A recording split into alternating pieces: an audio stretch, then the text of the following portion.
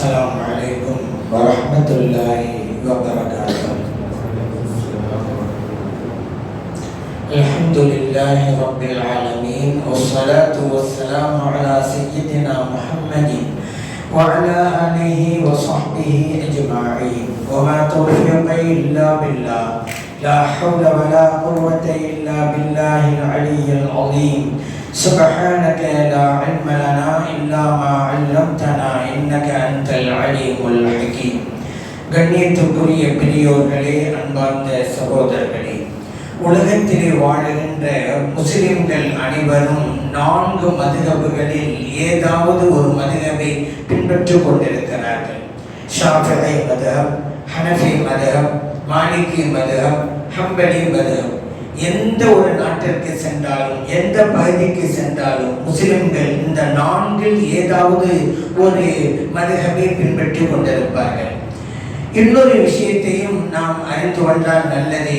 இஸ்லாத்தினுடைய சட்டங்களின் அடிப்படைகள் 4 உண்டு. ஒன்று குர்ஆன், இன்னொன்று ஹதீஸ், இன்னொன்று இஜ்மா, இன்னொன்று கியாஸ். 4. இந்த 4 வைத்துத்தான் இமாம்கள் நமக்கு சட்டங்களை தொகுத்து வழங்கிக் கொண்டிருக்கிறார்கள்.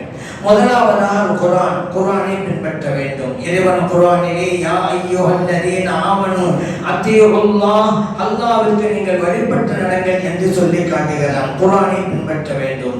அதே போல ஹதீஸையும் பின்பற்றி நடக்க வேண்டும். வ அத்தீஉர் ரசூல் என்று இறைவன் சொன்னான்.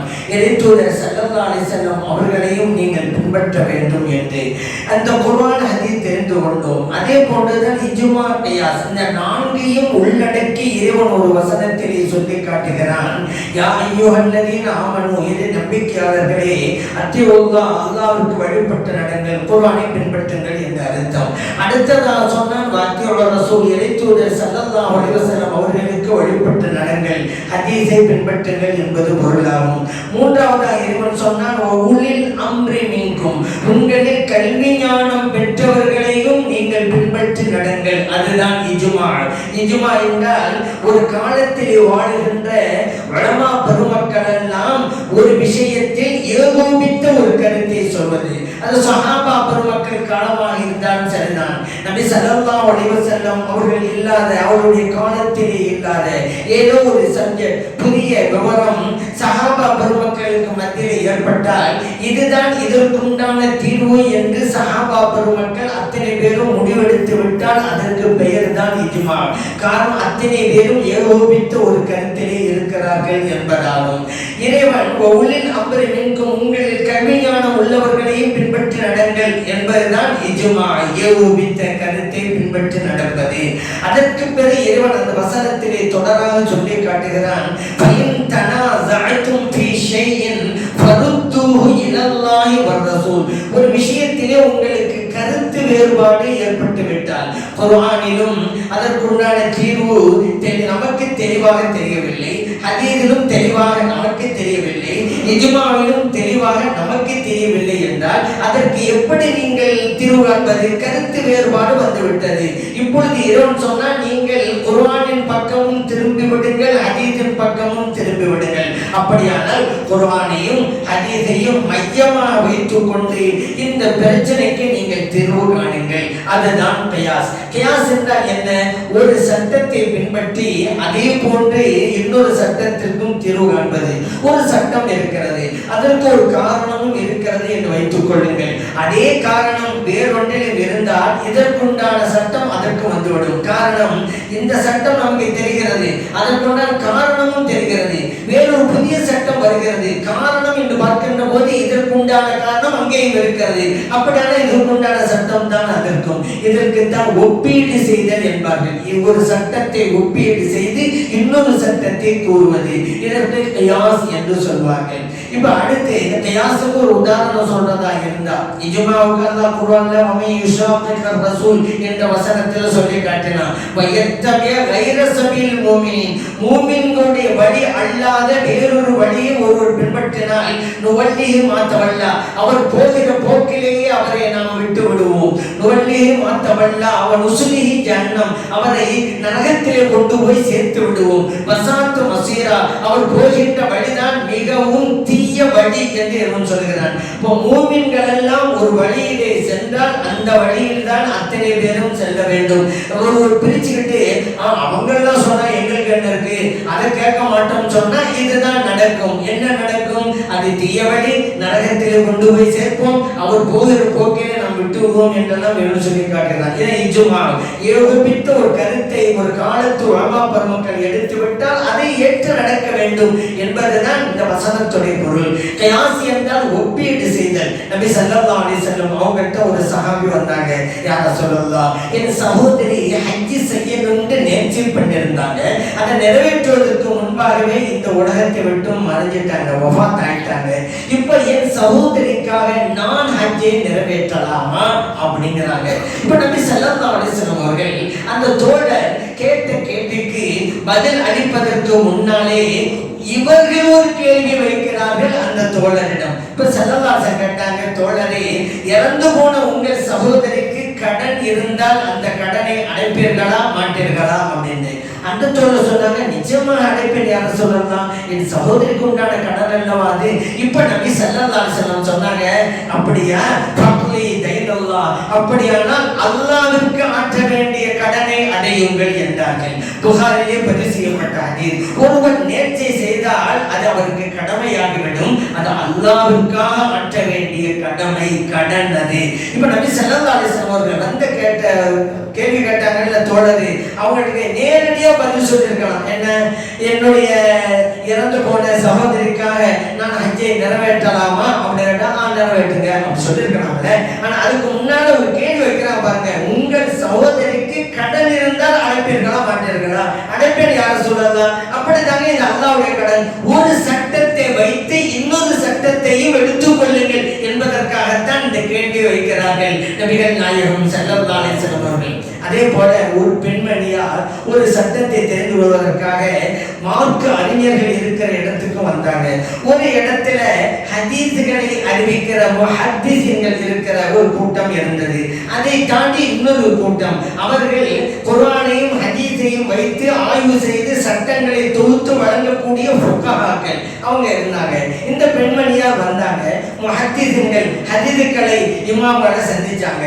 ஒரு கேள்வி வச்சாங்க, என்னன்னா, மாத விலக்குள்ள பெண்மணி ஒரு பெண் மையத்தை குளிப்பாட்டலாமா? பெண் மையத்தை பெண்கள் தான் குளிப்பாட்டுவாங்க. இப்ப கேள்வி என்னன்னா, ஒரு பெண்மணி மாதவிடாய் நிலையிலே இருக்கிறாங்க. இந்த நிலையில இருக்கிற பெண்மணி ஒரு பெண் மையத்தை குளிப்பாட்டலாமா அப்படிங்கிறதுதான்.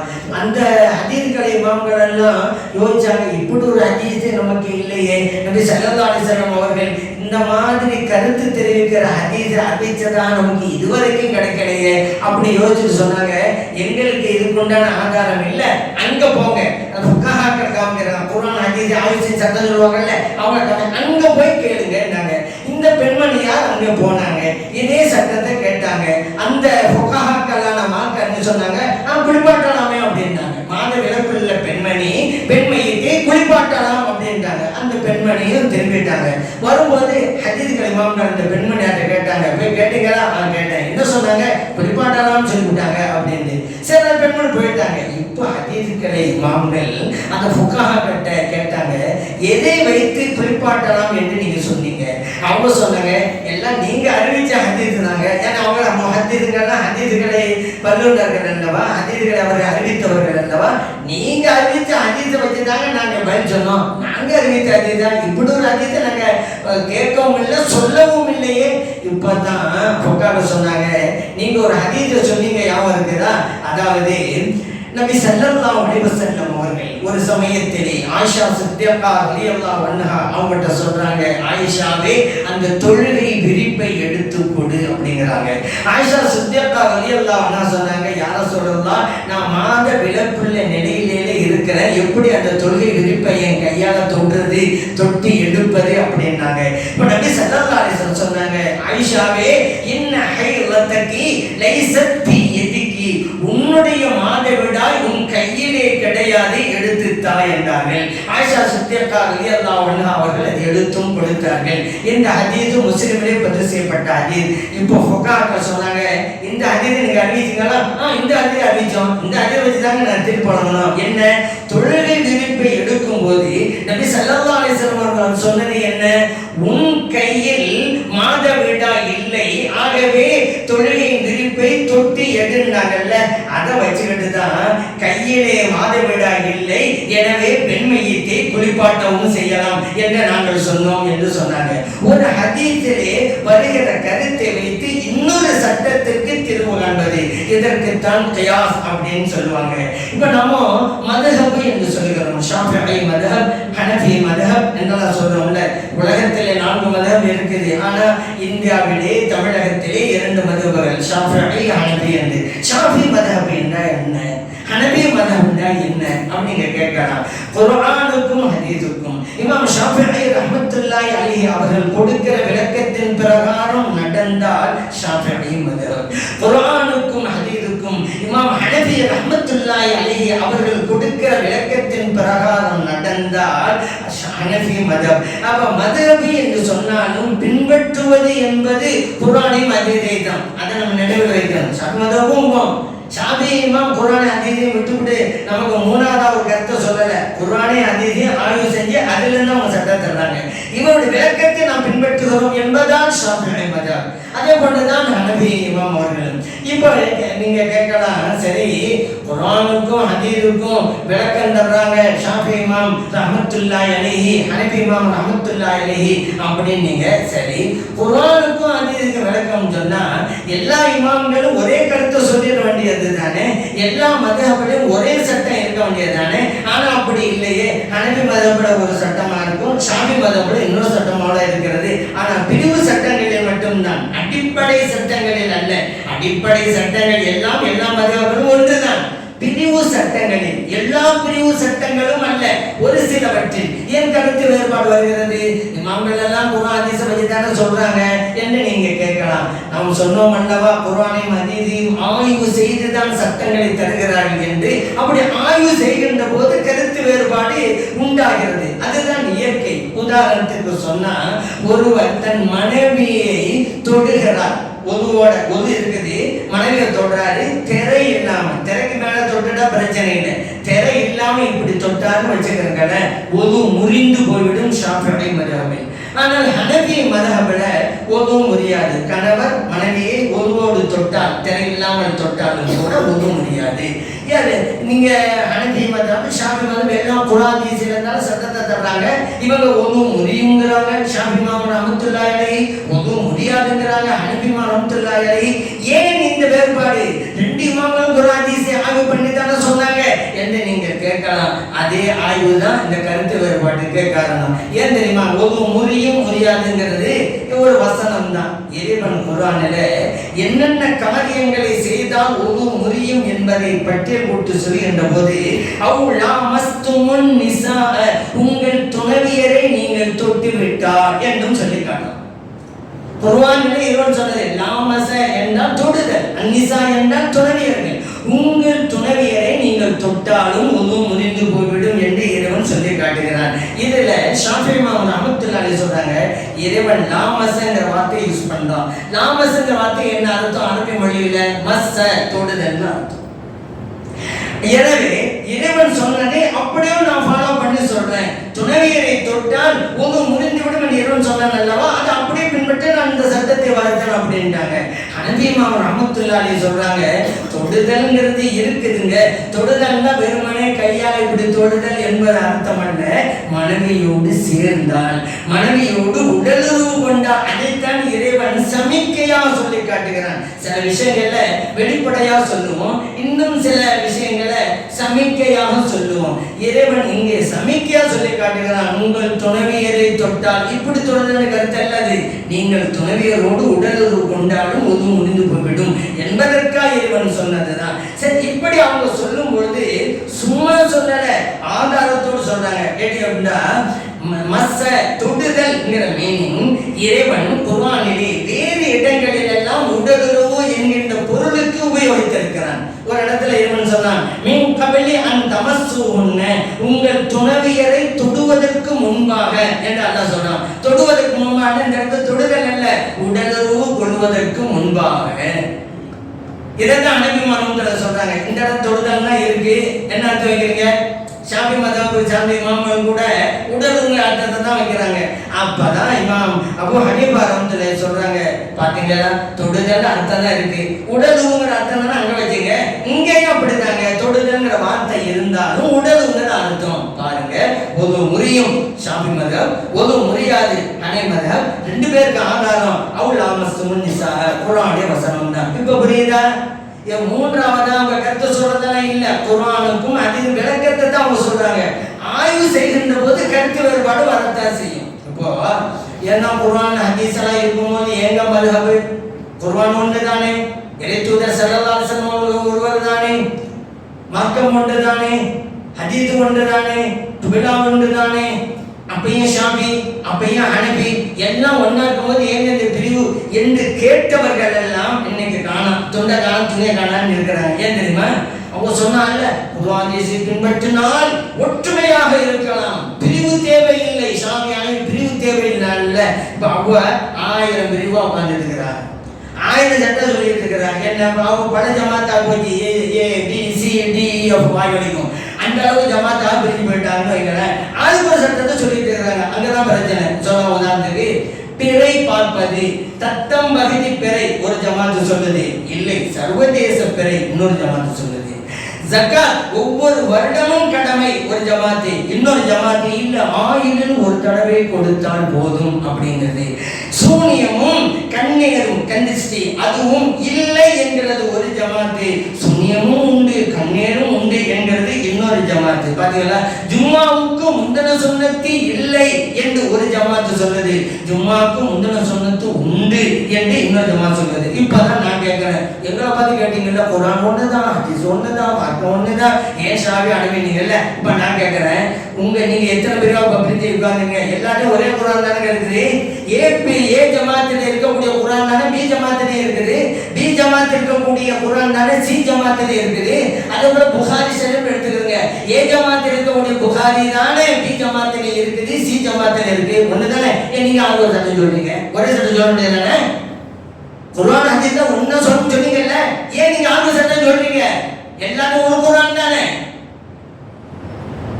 ஆய்வு செய்தால் ஆய்வு வரும்போது கருத்து வேறுபாடு வரும். ஆனா முன்னால் ஒரு கேள்வியை எல்லாம் கேட்டுக்கிட்டு இருந்தாங்க, ஆனா இப்ப கேட்கறது இல்லை. ஏன்னா கேட்டாக்கா இதே கேள்வி அவங்கள பார்த்து திரும்புது, அதனால அதெல்லாம் இப்ப கேட்கறது இல்லை.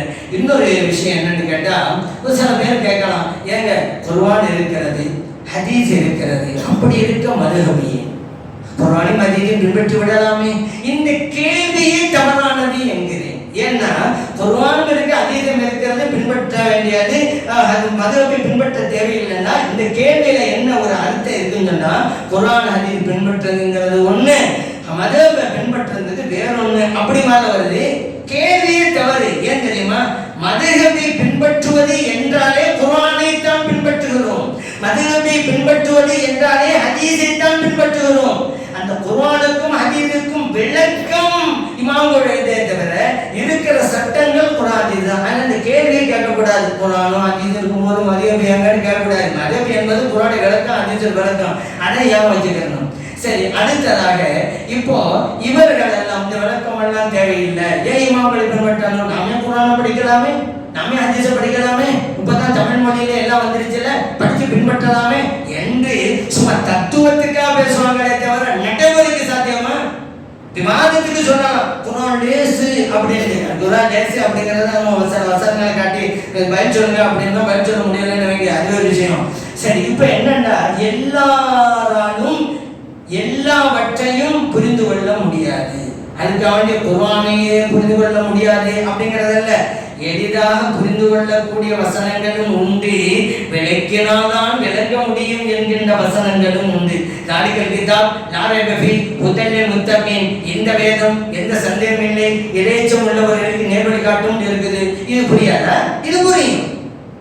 அதற்காக வேண்டி எல்லாமே புரியுமா? இப்போ உதாரணத்தை கேட்கிறேன், மன் கான ஃபீ ஹாதிஹி அஅமா ஃபஹுவ ஃபில் ஆகிரத்தி அஅமா. அல்லாஹ் சொல்றான், இந்த உலகத்தில் யாரெல்லாம் குருடராக இருந்தாலோ அவர் மறு உலகத்திலும் குருடராகத்தான் இருப்பார். அப்படின்னா இப்ப கண் தெரியாதவங்க எல்லாம் நல்ல முஸ்லிம்களா இருக்கிறாங்களே, அவங்க குருடா இருக்காங்க, மறுமையா குருடா தான் இருப்பாங்களா? அவங்க சஹாபா பெருமக்கள் எல்லாம் குருடா இருக்கிறாங்களே, அப்துல்லா இப்னு உம்மி மக்தூம் ரலியல்லாஹு அன்ஹு கண் தெரியாத சஹாபி, இவர்கள் எல்லாம் மறுமையில கண் தெரியாம தான் இருப்பாங்களா?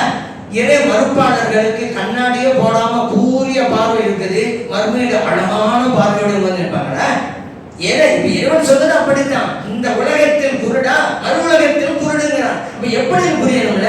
இந்த உலகத்தில் சத்தியத்தை உணராமல் குருடாக இருந்தால், பார்க்க வேண்டியதை பார்க்காமல் இருந்தால் அதுவும் குருட்டுத்தன்மை தான். இந்த குருட்டுத்தன்மை உள்ளவர்கள் இந்த உலகத்தில் மறு உலகத்திலே உண்மையிலேயே கண் தெரியாத குருடர்களாக இருப்பார்கள் என்றுதான் அல்லாஹ் அங்க சொல்லி காட்டும். இப்படி யாயுல்லதீன ஆமனு இதா குன்தும் இலா ஸலாத்தி ஃபக்ஸிலு wujuhakum, அல்லாஹ் சொல்றான், இறை நம்பிக்கையாளர்களே, தொழுகைக்கு நீங்கள் நின்று விட்டால் உங்கள் முகத்தை கழுவுங்கள், கையை கழுவுங்கள், தலைக்கு மசாஜ் ஒரு செய்யுங்கங்கற அல்லாஹ் குர்ஆன்ல. எங்க எப்பமா தொழுகைக்கு நீங்க நின்று விட்டால், இந்த வசனத்தை ஒரு ஆள் நான் தமிழ்ல படிச்சேன் அப்படின்னு சொல்லிவிட்டு அவங்க ஒரு பக்கெட் தண்ணியோட பள்ளியாசலுக்குள்ள வர்றாரு. ஏங்க வரீங்க பள்ளியாசலுக்கு தண்ணியோட? அல்லாஹ் குர்ஆன்ல தொழுகைக்கு நின்றுட்டா தானே ஒது செய்ய சொல்றான், அதனாலதான் அவங்க வர்றாண்டாரு. பள்ளியாசல தனியா பெருமை இப்படி இருந்தா அங்கே தொழுகைக்கு நின்றால் என்ன பொருள்? தொழுகைக்கு நிற்க ஆயத்தமானார். அதான் விவரம் தெரிஞ்சவன்ட்ட கேட்கணும், நானே படிச்சுட்டு போக கூடாது. உறுதி வருகிற வரைக்கும் அல்லாஹ்வை தொழு, வணங்கு.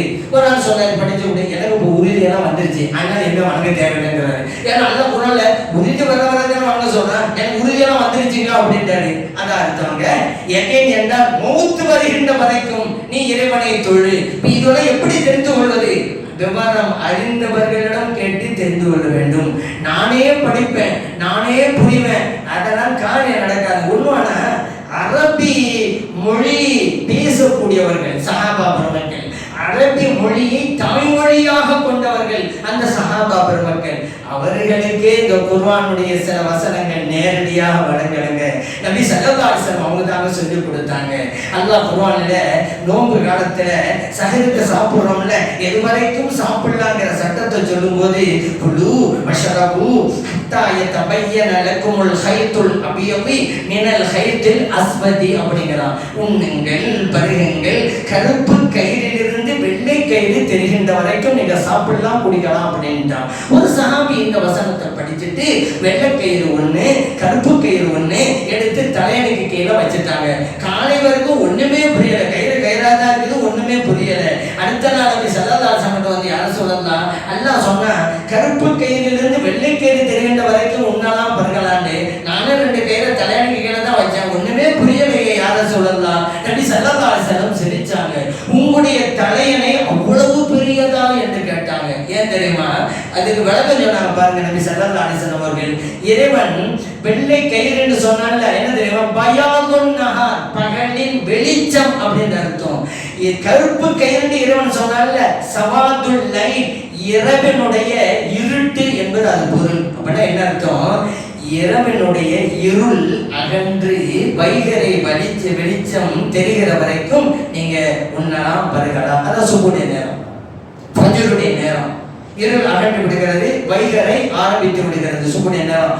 அது வரைக்கும் அந்த கருத்துல இறைவன் சொன்னாங்க. அதனாலதான் ஸல்லல்லாஹு அலைஹி வஸல்லம் சிரிச்சு சொன்னாங்க, உங்க தலையை அவ்வளவு பெருசாண்டு. ஏன்னா கருப்பு கயிறுடா என்ன அர்த்தம்? இரவனுடைய இருட்டு. நான் தலையணைக்கு கீழே வச்சேன் கருப்பு கயிறுன்னு சொன்னா உலகத்தில் இருக்கிற எல்லா இருட்டையும் அந்த தலையணை கீழே வைக்க முடியுமா? அதே போல வெள்ளை கயிறு வச்சா, வெள்ளை கயிறா, வெள்ளை கயிறுன்னு சொன்னா பகலுடைய வெளிச்சம், உலகத்துல எவ்வளவோ வெளிச்சம் இருக்கு, அவ்வளவு கொண்டு வந்து தலையணைக்கு கீழே வைக்க முடியுமா? அதை செஞ்சா உங்க தலையை அவ்வளவு பெருசாங்க என்று நபி ஸல்லல்லாஹு அலைஹி வஸல்லம் கேட்டாங்க. அப்போ அரபி மொழியை தாய்மொழியாக கொண்ட அந்த தோழர் கூட அந்த வசனத்துடைய உண்மை பொருள் என்னவென்று தெரியாமல் இறைத்தூதர் ஸல்லல்லாஹு அலைஹி வஸல்லம் அவர்களிடம் தானே கேட்டு தெரிஞ்சுக்கிட்டாங்க. அரபி மொழியுடைய வாசனையே இல்லாதவர்கள் எல்லாம் நான் தர்ஜமா படிச்சுட்டேன், இமாம்கள் தேவையில்லை, நானே புரிஞ்சுக்கிடுவேன், நானே நடப்பேன்டா. என்ன அர்த்தம் இது? சொல்றதுக்கு தான், கேட்கறதே நல்லா இருக்கும், யதார்த்தத்துக்கு ஒருத்தருமா இப்படி சொல்லக்கூடியவர்கள்ட்ட 5 நேர தொழுகையினுடைய ரக்காத்துக்கு ஆதாரம் என்ன? சுபுக்கு 2, லுஹருக்கு 4, அஸருக்கு 4, மக்ரிபுக்கு 3, இஷாவுக்கு 4. இமாமும் தேவையில்லை, நாங்களே படிப்போம், நாங்களே குர்ஆன் படிப்போம், நாங்களே புகாரி படிப்போம். கூப்பிட்டு இருந்தாப்பா 5 நேரம் தொழுவோம் நடக்காது. அங்கே என்ன ஆதாரம்? எந்த குர்ஆன்ல எப்படி படிச்ச, புகாரில எப்படி படிச்சு நீ தெரிஞ்சுக்கிட்ட? கேளுங்க, பதில் சொல்ல தெரியாது. சொல்றேதான் 5 நேரம் தொழுகை ரக்காத்துக்கு ஆதாரம் என்னன்னு தெரியல. இவர் படித்தா தெரிஞ்சு கொண்டாங்க ரக்காத்தனா, மற்றவங்க சொல்லி தராங்க. அப்ப மற்ற விஷயங்கள் எல்லாம் அதனால நாம் கூட அபிமொழி தெரிஞ்சவங்க அப்படின்னு சொன்னா, நான் கேட்கிறேன், குர்ஆனை படிச்சு எல்லாருக்கும் புரியும் சொன்னா எழுத்துதர் ஸல்லல்லாஹு அலைஹி வஸல்லம் வரணும், ஏன் ரசூலா வரணும்? குர்ஆன் வேதத்தை மட்டும் கொடுத்துட்டு படிங்க புரிங்க அமல் செய்யுங்க நல்லா சொல்லிருக்கலாமே. இறைவன் குர்ஆன் என்ன சொன்னா, அன்ஸல்னா இலைக்க ذிக்ர லிதுபையின லின்னாஸ். நபி அவர்களே, இந்த வேதத்தை உங்களுக்கு வழங்கினோம் மக்களுக்கு நீங்கள் தெளிவுபடுத்தி காட்ட வேண்டும் என்பதற்காக. குர்ஆனை படிச்சு எல்லாரும் புரிய முடியும் சொன்னா இறைத்தூதர் தேவையில்லை. இது இறைவன் சொல்றான், உங்களுக்கு குர்ஆனை தந்தல, இதை நீங்கள் மக்களுக்கு விளக்கி காட்ட வேண்டும். ரசூலம் மின்ஹும் யத்லு அலைஹிம் ஆயாத்திஹி வ யுஸக்கீஹிம் வ யுஅல்லிமுஹுல் கிதாப வல் ஹிக்மா. அல்லாஹ் சொல்றான், இறைத்தூதர் அனுப்பி வச்சனையே மக்களுடைய உள்ளங்களை தூய்மைப்படுத்த வேண்டும், இந்த வேதத்தை கற்றுக் கொடுக்க வேண்டும். ரசூல் வந்ததே அதுக்கு தானங்க. இப்ப நானே படிப்பேன் நானே புரிவேண்டாம், அதெல்லாம் சாத்தியம் கிடையாது. அதனால மற்றொரு விளக்கம் தேவை. அல்லாஹ் குர்ஆன்ல சொல்றான், ஃபஸ்அலு அஹ்ல ذிக்ரி இன் குன்தும் லா தஅலமூன். உங்களுக்கு தெரியலையா, தெரிஞ்சவங்கள்ட்ட கேட்டு தெரிஞ்சுக்கிறீங்க என்று அல்லாஹ் சொல்றான். எவ்வளவு அழகான வார்த்தை பாத்தீங்களா? உங்களுக்கு தெரியலையா, குர்ஆனை படிங்க தெரிஞ்சுக்கிறீங்க. உங்களுக்கு தெரியலையா, ஹதீஸை படிங்க தெரிஞ்சுக்கிறீங்க என்று இறைவன் சொல்லுங்க. படைத்த இறைவனுக்கு தெரியாதா தன் அடியாருடைய நிலை என்னவென்று? தன்னுடைய அடியார்கள் எந்த நிலையில் இருக்காங்கன்னு படைத்த ரப்புக்கு தெரியும்ல. அந்த ரப்பு சொல்றான், தெரியலையா, தெரிஞ்சவங்க கேட்டு தெரிஞ்சுக்க. அதுதான் நமக்கு தொழுகையா, நோன்பா, ஜகாத்தா, திருமணமா, வியாபாரமா, இந்த சட்டங்கள் தெரியல. நாமெல்லாம் உட்கார்ந்து குர்ஆன் ஹதீஸ் படிச்சு புரியணும்னு பல வருடங்களா ஹஜ்ஜில வச்சுக்கிறீங்களே. ஒரு நாள் ஹஜ்ஜுக்கு போறாரு, யார்ட்டையும் கேட்க கூடாது. குர்ஆன் இருக்குதுல, புகாரி இருக்குதுல, ரெண்டும் படிச்சு விட்டு ஹஜ்ஜுக்கு போ, யார்ட்டையும் கேட்க கூடாது. ஹஜ்ஜுடைய சட்டமெல்லாம் ஏன் குர்ஆன் இருந்தா போதும், மற்றவங்க தேவையில்லைங்கள அப்படின்னு சொன்னா 10 வருஷம் ஆனாலும் ஹஜ்ஜுக்கு போக மாட்டாரு. இது எப்ப படிச்சு எந்த சட்டத்தை முடிஞ்சு ஹஜ்ஜுக்கு போறது? மற்றவங்க சொல்லிதான் கேட்கணும். இறைவன் அதனாலதான் சொல்றான், தெரியலன்னு தெரிஞ்சவங்ககிட்ட கேட்டு தெரிஞ்சுக்கிறீங்க. இப்போ இன்னொரு கேள்வி வருது, இறைவன் ஒரே அமைப்பா வச்சிருக்கலாம் தானே? ஷாஃபில கூட ஹனபில கூட அந்த கருத்து வேறுபாடு வருதுல, பிரிவு சட்டங்கள்ல. அப்படிலாம் இல்லாம இந்த இஸ்லாத்துல ஒரே மாதிரியே இருந்திருந்தாமே. கேட்கறது நல்லா இருக்கு, இருந்ததா நல்லதுதான். ஆனா இறைவன் அப்படி இருக்க விரும்பலையே, அதான் பிரச்சனை. இறைவன் இந்த மாதிரி கருத்து வேறுபாடு வர வேண்டும் என்று விரும்புகிறான். இந்த வேதத்தை ஆய்வு செய்ய வேண்டும் என்று விரும்புகிறான். நான் உனக்கு தந்த அறிவை வைத்துக் கொண்டு எதையோ ஆய்வு செய்கிறாய், என் வேதத்தை ஆய்வு செய். அந்த வேதத்தை ஆய்வு செய்கின்ற போதுதான் கருத்து வேறுபாடு வர்றது இறைவன் விரும்பியது. உதாரணம் சொல்லவா, இந்த தலாக்கு கொடுக்கப்பட்ட பெண்மணி எட்டா இருக்கணும், 3 மாதவிடாய் காலங்கள் ஹனபி மதப்பட, 3 தூய்மை காலங்கள் ஷாஃபி மதப்பட. ஏங்க இப்ப நீங்களே கேட்கலாம், ஏங்க குர்ஆன் ஒன்னா தானே இருக்கு, ஏன் ஷாஃபி இமாம் இப்படி ஹனபி இமாம் இப்படி? என்ன தெரியுமா காரணம்? இறைவன் குர்ஆனில தலாக் கொடுக்கப்பட்ட பெண்களுக்கு இத்தா என்னன்னு சொல்றான். வல் முதல்லஆத்து யதரப்பஸ்ன பிஅன்ஃபுஸிஹின்ன ஸலாஸத குரூன்றான். தலாக் கொடுக்கப்பட்ட பெண்மணிகள் 3 குரூ காலங்கள் இத்தா இருக்க வேண்டும். குரூங்கிற வார்த்தை யூஸ் பண்ணிட்டானே, இது அரபி மொழியில இருக்கு. அர்த்தம் எங்க தெரியணும்? டிக்ஷனரியை தான் பார்க்கணும். டிக்ஷனரியில குரூங்கிற வார்த்தை என்ன அர்த்தம்னு பார்த்தா 2 அர்த்தம் போட்டு வச்சிருக்கு. என்ன? தூய்மை, மாதவிடாய், 2 அர்த்தம். தூய்மைங்கிற மீனிங்கை ஷாஃபி இமாம் எடுத்துக்கிட்டாங்க, மாதவிடாய்ங்கிற அர்த்தத்தை ஹனபி இமாம் எடுத்துக்கிட்டாங்க. 2 மீனிங் அங்க இருக்குது. இறைவனுடைய விருப்பத்தை பார்த்தீங்களா? இறைவன் நினைத்திருந்தால் ஏன் இரு பொருள் உள்ள ஒரு வார்த்தையை உபயோகிக்கணும்? 3 தூய்மைக்காக வச்சுக்கிறேங்க, அதுக்கு அழகான வார்த்தை தூர் இருக்கு. தூர் வார்த்தை போட்டுக்கலாமே, எல்லா மதப்படியும் 3 தூய்மைக்காக சொல்லிடுவாங்க. ஏன் தூர்ந்த வார்த்தை இருக்குது? இல்ல மாதவிடாதான் அங்க நோக்கம் இறைவனுக்கு அப்படின்னு வச்சுக்கிறேங்க. உதாரணத்துக்கு ஹைதுங்கிற வார்த்தை போட்டிருப்பானே இறைவன், அப்ப ஷாஃபி ஹனபி எல்லாமே மாதவிடாங்க அப்படின்னு சொல்லியிருப்பாங்களே. இப்ப இறைவன் வேண்டுமென்றே தான் இப்படி செய்கிறார். ஏன்? ஆய்வு செய்ய வேண்டும், கருத்து வேறுபாடு வர வேண்டும் என்று இறைவன் விரும்பியது. ஷாஃபில ஒரு சட்டம் சொல்றாங்க, ஹனபில ஒரு சட்டம் சொல்றாங்க, இறைவன் விரும்பியது. ஏன்? அந்த கருத்து வேறுபாடே வரக்கூடாது என்றால் இரு பொருள் உள்ள வார்த்தையை உபயோகிக்காமல் ஒரு அர்த்தத்தை தருகிற வார்த்தையை இறைவன் போட்டிருப்பான். எவனுக்கு தெரியுமா தெரியாதா? அரபு மொழியில பொதுங்கிற வார்த்தைக்கு 2 அர்த்தம் இருக்கு, தெரியாதா இறைவனுக்கு? நம்ம 2 அர்த்தம் உள்ள வார்த்தையை போட்டாக்கா ஒவ்வொரு ஆளும் ஒவ்வொரு அர்த்தத்தை எடுத்துக்குவாங்க. தெரியாதா இறைவனுக்கு? தெரிந்துதான் போடுகிறான். இப்ப புரியுதா? ஆய்வு என்பதை இறைவன் விரும்பியது. அதனால சரிங்க, ஷாஃபி மதப்புங்கிறோம், ஹனபி மதப்பு அப்படின்னு சொல்றோம் அல்லவா? ஒரு மதப்பு ஒரு சட்டம், சில விஷயங்கள் தான் நினைக்கிறேன். சொல்ற அடிப்படை சட்டங்கள் எல்லாம் ஒண்ணுதான், பிரிவு சட்டங்கள் ஒரு சில தான். இதுல எது சரி? உதாரணத்துக்கு ஒது போட்டு இருக்கும் போது மனைவியை தொட்டால் திரை இல்லாமல் ஒது முறியும். ஷாஃபி மதம் ஒது முடியாத அனுமதி. 2ல் எது சரி நமக்கு தெரியாது, மறுமையில தான் தெரியும். சரி, 2ல ஒண்ணு சரின்னா இன்னொன்று பிழைதானே. ஒது முறியுங்கிற சட்டம் சரிண்டா ஒது முறியாத சட்டம் பிழை. ஒது முறியாதுங்கிற சட்டம் சரி என்றால் ஒது முறியும் அப்படிங்கிற சட்டம் பிழை. ஒன்று சரி என்றால் இன்னொன்று பிழை அப்படின்னு நீங்க கேட்கலாம். இல்லை இல்லை, 2மே சரி. என்னங்க இது? 2மே சரிதான். அப்படி ஸல்லல்லாஹு சஹாபாக்கள் சொன்னாங்க. ஒரு தடவை பனு குறைலாங்கிற சமூகம் இருக்கிற இடத்துக்கு அனுப்பி வைக்கிறாங்க. சொன்னாங்க, லா யுஸல்லியன்ன அஹதுன் அல் அஸ்ர இல்லா ஃபி பனி குறைலா. நீங்க பனு குறைலா சமூக மக்கள் இருக்கிறாங்க, அங்க போய் தான் அசர தொழுவணும்னு அனுப்பி வச்சிருக்காங்க. சஹாபாக்கள் போயிட்டே இருக்கிறாங்க. போற வழியிலேயே அசர் நேரம் வந்துருச்சு. சஹாபாக்கள் சில பேர் சொன்னாங்க, இந்த அசர் நேரம் வர்றதுக்குள்ள அங்க போய் சேர்ந்துருங்கிற கருத்துல தான் சொன்னாங்க. நமக்கு அந்த மாதிரி போக முடியல, இப்ப அசர் விட்டு வந்துருச்சு, இங்கேயே தொழுதுருவோம் அப்படின்னு சொல்றாங்க. ஆனா இன்னும் சில சஹாபாக்கள் மக்கள் இங்க எந்த நோக்கம் அதெல்லாம் இப்ப வேணாம். ஸல்லல்லாஹு சொன்னது என்ன? பனு குறைலா இடத்துக்கு போய் தான் அசர தொழுவணும். இப்ப நேரம் வந்தாலும் சரிதான், நாங்க அங்க போய் தான் தொழுவோம் அப்படி செஞ்சாங்க. இப்போ சொன்ன வாசகம் ஒன்று என்ன? பனு குறைலா சமம் இருக்கிற இடத்திற்கு சென்றுதான் அசர தொழ வேண்டும். வாசகம் ஒன்று, புரிந்து கொள்ளுதல் 2. இந்த நோக்கத்தை சொன்னாங்கன்னு அங்க தொழுதாங்க, இல்ல இல்ல அங்கதான் தொழுவாங்க. 2 வகையா புரிஞ்சாங்கல்ல. எங்க ஸல்லல்லாஹு சந்திக்கும் போது நடந்ததை சொல்றாங்க. யார சொல்லலாம்? இப்படி ஒரு நிலை ஏற்பட்டது, 2 வகையாவும் செஞ்சோம் அப்படின்னாங்க. நபி ஸல்லல்லாஹு அலைஹி வஸல்லம் அவர்கள் சொன்னாங்க, நீங்க இருவர் செய்ததும் சரி அப்படின்னாங்க. புகாரில் பதிவு செய்யப்பட்டாது. வாசகம் ஒன்று, புரிந்து கொள்ளுதல் 2. இப்போ நம்ம நினைக்க கூடாது ஒன்று சரி என்றால் இன்னொன்று பிழை, அப்படி நினைக்க தேவையில்லை. நபி ஸல்லல்லாஹு அலைஹி வஸல்லம் அவங்க 2 வகையா புரிஞ்சாங்கல்ல. இவர்கள் புரிந்தது சரி, அவர்கள் புரிந்ததுதான் சரியில்லை சொன்னாங்களா? இல்ல, 2 சரிங்கிறாங்க. அப்படித்தாங்க ஒரு குர்ஆன் வசனத்தை ஆவிசர் சத்தம் சொல்லும்போது ஷாஃபி இமாம் சொன்னதும் சரிதான் இறைவனிடத்தில், ஹனபி இமாம் சொன்னதும் சரிதான் இறைவனிடத்தில். ஏன் ஆய்வு? இந்த ஹதீஸ் புகாரில இப்போ பேரிஸுக்கு போகணும்னு வச்சுக்கோங்க. பேரிஸுக்கு போகணும், ஒரு ஆளு புளியந்தோப்பு வழியா போறாரு, இன்னொரு பிரசவம் வழியா போறாரு. 2 ஒண்ணுக்கு முரண் தான். புளியந்தோப்பு என்பதும் பிரசவம் ஒன்றல்ல. இந்த பாதை வேறு, அந்த பாதை வேறு.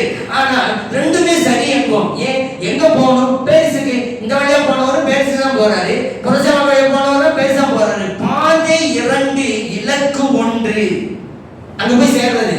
அப்படி எப்படி சரியில்லை அப்படிங்க? அந்த ரூட்டு சரி, இந்த ரூட்டு தப்புன்னு சொல்லியல.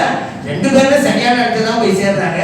அந்த மாதிரி தான் நபி ஸல்லல்லாஹு அலைஹி சொன்னாங்க. 2 வகை கருத்துக்களை கொண்ட சஹாபா பெருமக்கள் 2 பேரும் சரின்னாங்க. அப்ப ஷாஃபி ஹனபிக்கும் கூட சில விஷயங்கள் வரும். 2மே சரிதான் இறைவனிடத்திலே. காரணம் அவங்க சொந்தமாக சுயநலத்திற்கு சொல்லல, குர்ஆன் ஹதீஸை ஆய்வு பண்ணி தான் சொல்லி காட்டுறாங்க. அத்தகைய மதுஹபிலே காலமெல்லாம் எல்லாம் வல்ல இறைவன் நம்மையும் நமது பிள்ளைகளையும் குடும்பத்தினர்களையும் நினைத்திருக்க செய்வானாக. ஆமீன். அல்ஹம்துலில்லாஹி ரப்பில் ஆலமீன்.